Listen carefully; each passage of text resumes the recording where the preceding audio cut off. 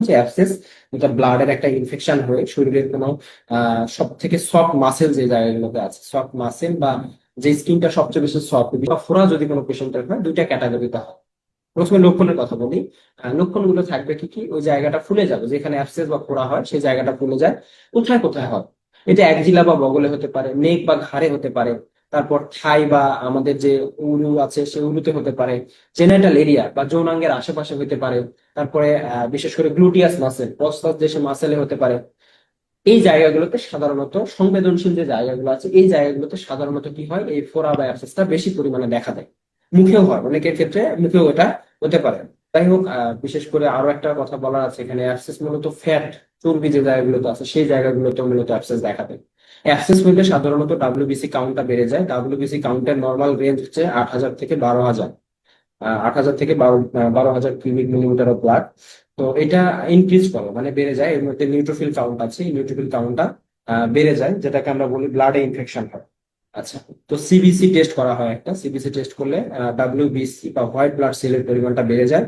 সাথে সাথে একটা টেস্ট করতে হয় র্যান্ডম ব্লাড সুগার বা আরবিএস বলা হয়, যেটা ডায়াবেটিক্স এর টেস্ট। এই ক্ষেত্রে খুবই গুরুত্বপূর্ণ ডায়াবেটিক্স এর টেস্টটা করানো। কেননা এখানে যদি অ্যাবসেসের কোনো পেশেন্ট বা ফোড়ার কোনো পেশেন্টের কি হয়, ডায়াবেটিস যদি থাকে, ফোড়া বা অ্যাবসেস এটা কিন্তু ভালো হইতে অনেক সময় লাগে, রেগুলার ড্রেসিং প্রয়োজন, অবহেলা কোনোভাবেই করা যাবে না। ডায়াবেটিক্স কন্ট্রোলে নিয়ে আসার চিন্তা করতে হবে। অবশ্যই কোনো না কোনো ওয়েতে ডায়াবেটিক্স কন্ট্রোল করতে হবে। কারণ ব্যাকটেরিয়ার প্রধান এবং মূল খাবার হচ্ছে গ্লুকোজ, যেটা ডায়াবেটিক্স এর রোগীর শরীরে বেশি পরিমাণে থাকে। আর বেশি পরিমাণে এই গ্লুকোজ গুলো ব্যাকটেরিয়া গুলো খেতে থাকে। খেতে খেতে একটা পর্যায়ে গিয়ে তাদের বংশ বিস্তারটা অনেক বেশি হয়ে যায়। যার ফলশ্রুতিতে কি হয়, ওই জায়গায় যে জায়গায় অ্যাবসেস বা ক্ষত হয়েছে সেটা হাড় পর্যন্ত বা বনস পর্যন্ত চলে যায়। এটা কিন্তু মারাত্মক একটা জিনিস। এজন্য ডায়াবেটিক ফুট আলসারের পেশেন্টদের রেগুলার ড্রেসিং এবং হসপিটালে ভর্তি থাকতে হয়। গাইডলাইন অনুযায়ী যদি চিকিৎসা না হয়, ওই পেশেন্টের দেখা যাচ্ছে যে গ্যাংরিনে চলে যাবে। এই ক্ষতস্থান অবহেলা কোনোভাবে করা যাবে না। কারণ কি, ডায়াবেটিসের রোগী এমনি থেকেই ইমিউনিটি দুর্বল থাকে। আর এখানে যে ব্যাকটেরিয়া গুলো বংশ বিস্তার করে, সেগুলো মূলত সুগার বা গ্লুকোজ জাতীয় উপাদানগুলোকে শোষণ করে তারা বংশ বিস্তার করে। ফলশ্রুতিতে কি হয়, এটি ছড়িয়ে যায় বা বড় আকৃতির হয়ে যায়।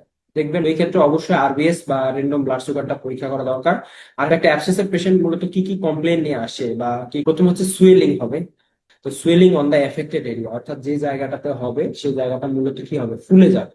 রেডনেস, যেটা আমরা বলছি লাল হয়ে যাওয়া। Dollar or pain on the affected area, অর্থাৎ যে জায়গাতে মূলত অ্যাবসেস বা ফোড়াটা হবে সেই জায়গাতে প্রচন্ড পরিমাণে ব্যথা হবে। ডলার অর পেইন হবে, সিভিয়ার পেইন থাকবে, ফাউল স্মেলিং পজিটিভ থাকবে। এখন ওই জায়গায় চাপ দেওয়ার পরে যদি পুজ বের হয় বা পাস সেল বের হয়, সেই জায়গার যে পাস সেল বা পুজটা এটা দুর্গন্ধযুক্ত হবে। Pass may be seen in the affected area, অর্থাৎ যে জায়গা ফুলে থাকবে, লাল হয়ে থাকবে, ব্যথা হবে, ওই জায়গায় চাপ দিলে যদি ওপেনিং থাকে পুজ বের হবে। তাহলে লক্ষ্য পেশেন্ট আসবে যে চাপ দিলে পুজ বের হচ্ছে না, শক্ত হয়ে আছে। পেশেন্ট এসে বলে যে গোটা হয়ে আছে, কিন্তু ভেতরে কামড়াচ্ছে, ফুলে উঠছে, লাল হয়ে আছে, কিন্তু কোনো ওপেনিং নাই, চাপ দিলেও পুজ বের হচ্ছে না। এই ধরনের কিছু কিছু পেশেন্ট আছে। আর কিছু কিছু পেশেন্ট আছে এমন যে 2-3 দিন হয়েছে, হওয়ার পরে একটা পর্যায়ে গিয়ে কি হচ্ছে, দেখা যাচ্ছে যে চাপ দিচ্ছে, পুজ বের হচ্ছে। এরকম কিছু কিছু পেশেন্ট আছে। তো দুই ক্যাটাগরির পেশেন্টকে আমাদের ম্যানেজ করতে হবে। প্রথমে আসি যেসব অ্যাবসেস পোড়া পেকে বের হতে সময় লাগে তাদের ক্ষেত্রে। মোটা হয়ে থাকে, শক্ত হয়ে থাকে, ফুলে থাকে, লাল হয়ে যায়, এই ধরনের যে অ্যাবসেস গুলো আছে, অর্থাৎ চাপ দিলে যেগুলা থেকে পুজ বের হয় না কিন্তু প্রচন্ড পরিমাণে ব্যথা করে, এই সমস্ত পেশেন্ট বা এরকম পেশেন্ট যদি আসে, তাহলে তার চিকিৎসা হচ্ছে এটা কি, প্রথমে লেখা আছে 1 নম্বরে ট্যাবলেট মেট্রো 400 মিলিগ্রাম, সকালে, দুপুরে এবং রাতে, যার জেনেরিক নাম হচ্ছে মেট্রোনিডাজল। অনেকগুলো নামে এই মেট্রোনিডাজল ওষুধটা পাওয়া যায়। মেট্রোনিডাজল হচ্ছে গ্রাম পজিটিভ এবং গ্রাম নেগেটিভ দুই ধরনের ব্যাকটেরিয়ার ক্ষেত্রেই ভালো কাজ করে।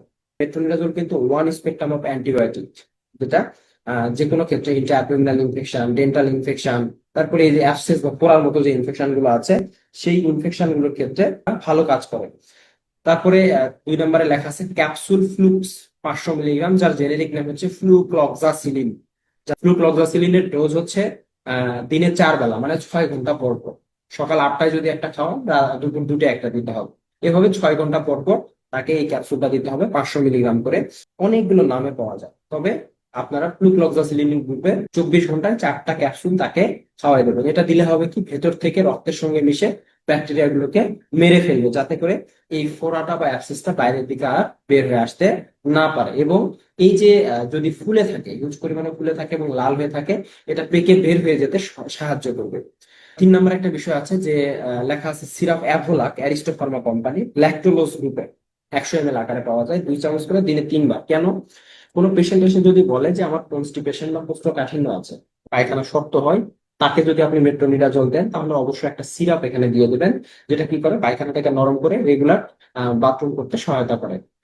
এটা হচ্ছে যদি ফোড়াটা পেকে বের হয়ে না যায়, অর্থাৎ ভেতরে পাসেল বা পুজ আছে, ব্যথা হচ্ছে, সেই ক্ষেত্রে আমরা এই চিকিৎসাটা ব্যবহার করবো। তাতে কি হবে? রক্তের সঙ্গে মিশে ভেতর থেকে ব্যাকটেরিয়া গুলোকে মেরে ফেলবে। আর যদি সেটা না হয়, তাহলে দ্রুত কি হবে, পেকে বের হয়ে যেতে সহযোগিতা করবে।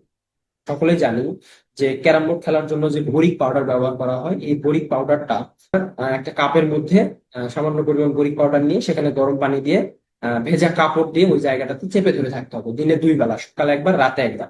এভাবে হইলে হবে কি, ওই জায়গাটা নরম হয়ে যাবে, আস্তে আস্তে নরম হতে শুরু করবে এবং একটা ওপেনিং বের হবে বা একটা মুখ বের, যেদিক দিয়ে চাপ দিলে পুজগুলো বের হয়ে চলে আসবে। এই হচ্ছে 2টা নিয়ম।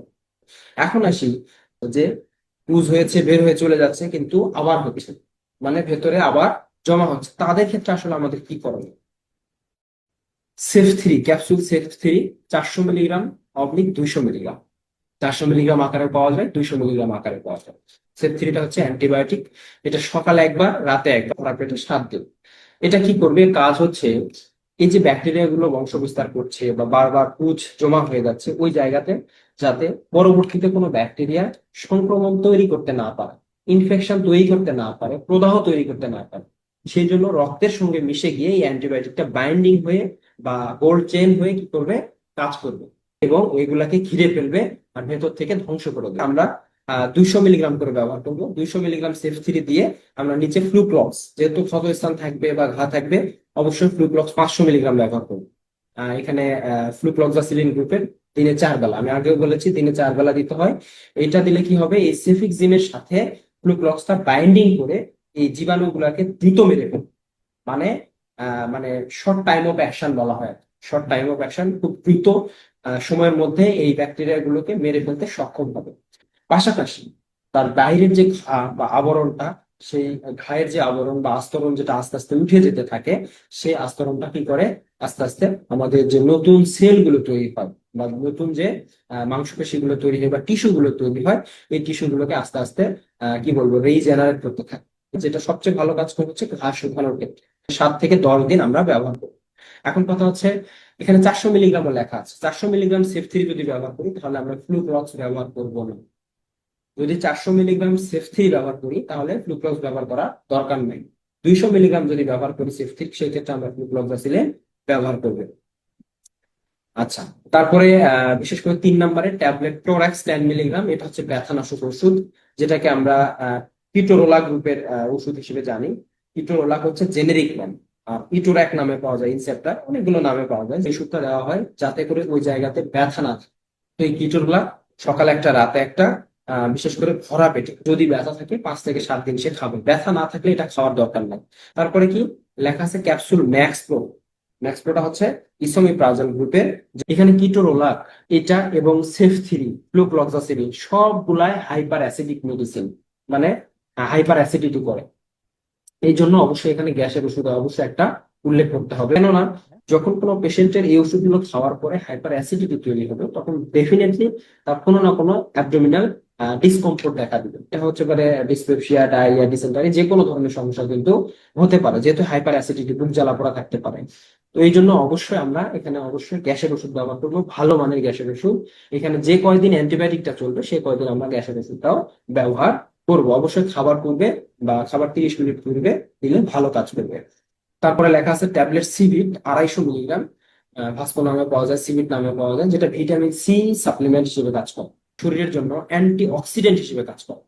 এটার কাজ কি হবে, এই যে ক্ষতস্থান বা ঘা হয়েছে বা ক্ষত হয়েছে, এই জায়গাটাকে দ্রুত সময়ে করা, নতুন সেলগুলোকে রিজেনারেট করা, নতুন সেলগুলোকে তৈরি করা বা বাড়াতে সহযোগিতা করবে। এবং সেখানে যদি কোনো ইনফেকশন পরবর্তীতে হওয়ার চান্স থাকে, সেটাকে আস্তে আস্তে আস্তে আস্তে কমায় ফেলবে। পাশাপাশি শরীরের যে ইমিউন সিস্টেম বা রোগ প্রতিরোধ ক্ষমতা আছে, এই রোগ প্রতিরোধ ক্ষমতাটাকে কি করবে, আরো বেশি ডেভেলপ করবে।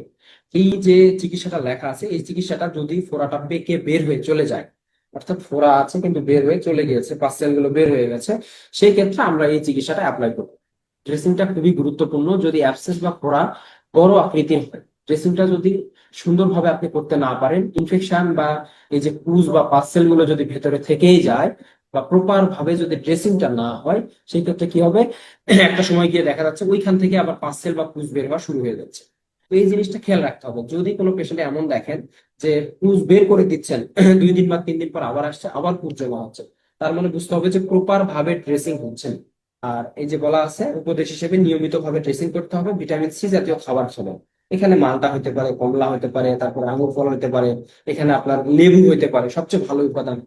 তো এই ভিটামিন সিটা হচ্ছে মানব শরীরে অ্যান্টি অক্সিডেন্ট হিসেবে কাজ করে এবং মানব শরীরে যে ইমিউন সিস্টেম আছে, রোগ প্রতিরোধ ক্ষমতা, এই রোগ প্রতিরোধ ক্ষমতাটাকে বাড়িয়ে দেয়, রোগ ক্ষমতাটাকে বাড়িয়ে দেয়। এবং সে পেশেন্ট যেন অবশ্যই বেশি বেশি পানি পান করে, তার কারণ এখান থেকে ফ্লুইড লস হয়, ফ্লুইড লস হয়, যেটা আমরা পানির মাধ্যমে কিছুটা কারেকশন করতে পারি। এই নিয়মগুলো মেনে চলতে হবে।